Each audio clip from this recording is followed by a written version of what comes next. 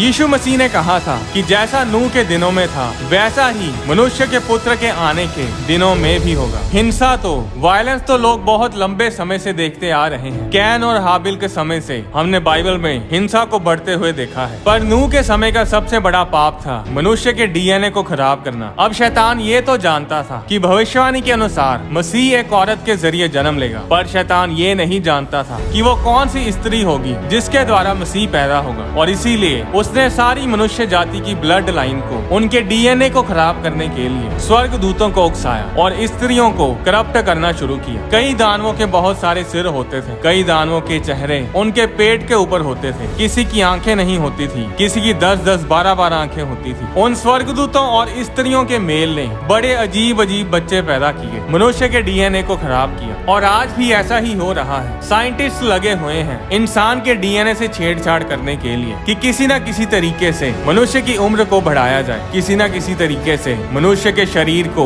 ऐसा बनाया जाए कि उसे कभी भी कोई बीमारी ना हो, और ये सब एक्सपेरिमेंट्स मनुष्य के डीएनए को खराब कर रहे हैं। 2021 में एक न्यूज आई थी कि साइंटिस्ट ने लेबोरेटरी में इंसान और बंदर के बच्चे के भ्रूण यानी एम्ब्रियो को तैयार किया, जो 20 दिन तक जीवित रहा, फिर उसे नष्ट कर दिया गया। ये खबर भी 2021 में लोगों को बताई गई थी, यानी कि इसके ऊपर तकरीबन 10-20 सालों से काम चल रहा होगा। ऐसे बहुत से सीक्रेट एक्सपेरिमेंट्स हैं जो पब्लिक को बताए भी नहीं जाते। मिलिट्री अपने जवानों को और ताकतवर बनाने के लिए कई तरह के एक्सपेरिमेंट्स करती है। अगर आप इंटरनेट पर सर्च करें तो आपको ऐसे हजारों एक्सपेरिमेंट्स मिल जाएंगे जिनमें इंसान के डीएनए से छेड़छाड़ की जा रही है। इंसान के क्लोन्स यानी डुप्लीकेट इंसानों को हम शक्ल बनाने की कोशिश की जा रही है, और वैक्सीन की जो खोज की जाती है वो इंसानों के ऊपर एक्सपेरिमेंट करने से पहले जानवरों के ऊपर एक्सपेरिमेंट किए जाते हैं। साइंटिस्ट ने दुनिया का पहला क्लोन एक भेड़ को बनाया है जिसका नाम है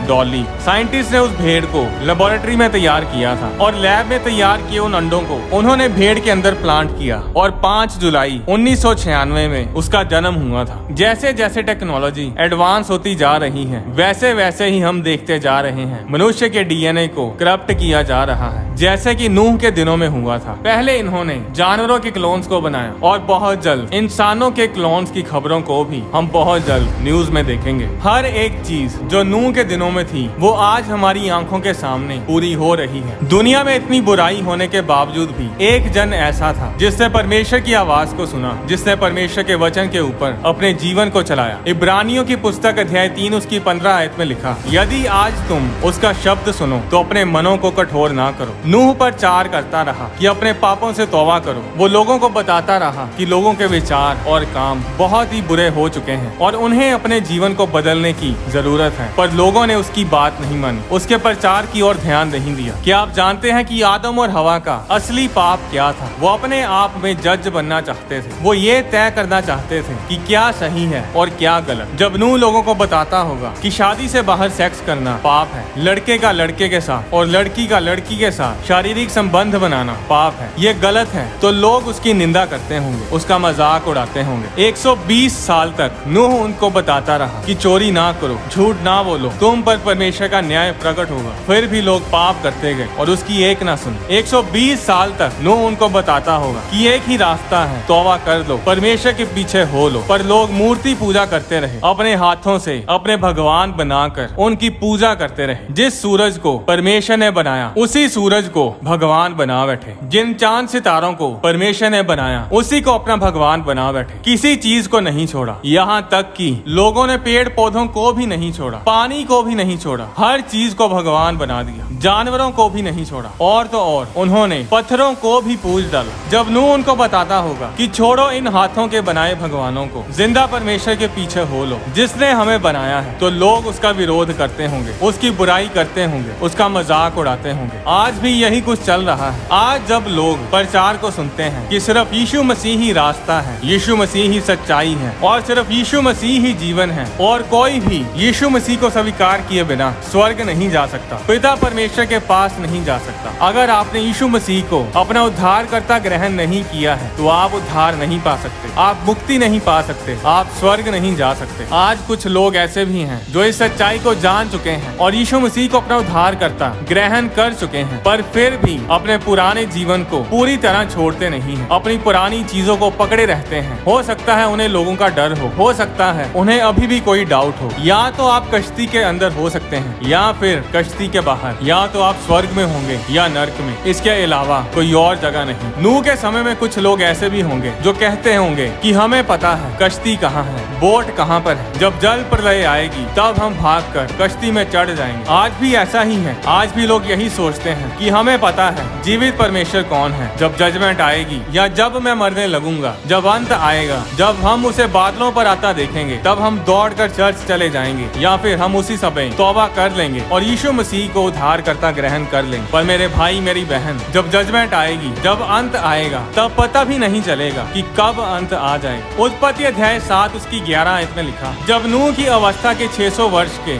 दूसरे महीने का 17वां दिन आया, उसी दिन बड़े गहरे समुद्र के सब सोते फूट निकले और आकाश के झरोखे खुल गए और वर्षा 40 दिन और 40 रात निरंतर पृथ्वी पर होती रही। जब जजमेंट आई तो वो धीरे धीरे नहीं आई, सब कुछ एक साथ एकदम से हुआ और लोगों को इतना समय नहीं मिला कि वे तौबा कर सकें और नाव में चढ़ सकें। जब पानी लोगों के घुटनों तक, कमर तक या गले तक आया होगा, तब लोगों ने कश्ती का दरवाजा खटखटाया होगा और बोले होंगे कि नूह तू सही था, हम गलत थे, हम तौबा करते हैं और परमेश्वर के पीछे चलने का फैसला करते हैं। पर नूह भी उस समय कश्ती का दरवाजा खोल नहीं सकता था, क्योंकि बाइबल बताती है कि उस कश्ती के दरवाजे को परमेश्वर ने खुद बंद किया था। और जब परमेश्वर कोई दरवाजा बंद करता है तो फिर उसे कोई नहीं खोल सकता। एक समय है जब हम यीशु मसीह को अपना उद्धारकर्ता ग्रहण कर सकते हैं और वो समय अब है। ये अनुग्रह का समय है। 120 साल तक नूह प्रचार करता रहा, अपने फायदे के लिए नहीं बल्कि लोगों को बचाने के लिए, कि लोग उस आने वाली जजमेंट से बच जाएं। पर लोग उसका मजाक उड़ाते रहे। आज भी जब प्रचारक प्रचार करते हैं तो लोग उनका मजाक उड़ाते हैं, बोलते हैं कि 2000 साल इनको प्रचार करते हो गए कि अंत आने वाला है, तो अभी तक अंत आया क्यों नहीं। कुछ ये भी बोलते हैं कि ये अंत के नाम पर लोगों को डराकर यीशु मसीह के पीछे चलने को बोलते हैं। कुछ बोलते हैं कि ये स्टेज पर करामातें दिखाते हैं ताकि लोग इनके पीछे चलें। कुछ बोलते हैं कि ये फेक मिरेकल्स करते हैं। पुराने समय में लोग नूह को भी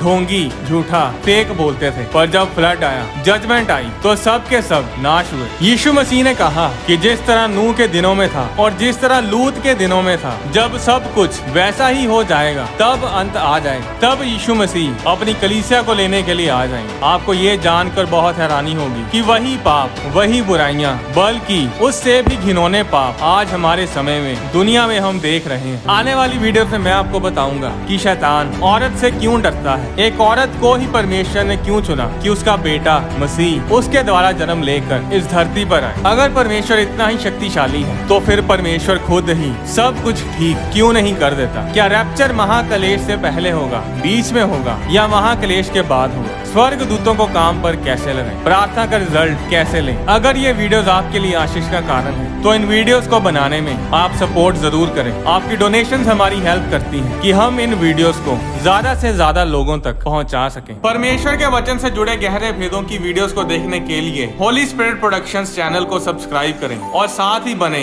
बेल आइकन पर क्लिक करके ऑल नोटिफिकेशंस को सिलेक्ट करें ताकि चैनल पर अपलोड की जाने वाली हर वीडियो आपके फोन में जरूर पहुंचे। अगर आप डोनेट करना चाहते हैं तो आप होली स्पिरिट प्रोडक्शंस के बैंक अकाउंट में या QR कोड के जरिए भी हमें अपनी डोनेशंस भेज सकते हैं। परमेश्वर आपको आशीष दे।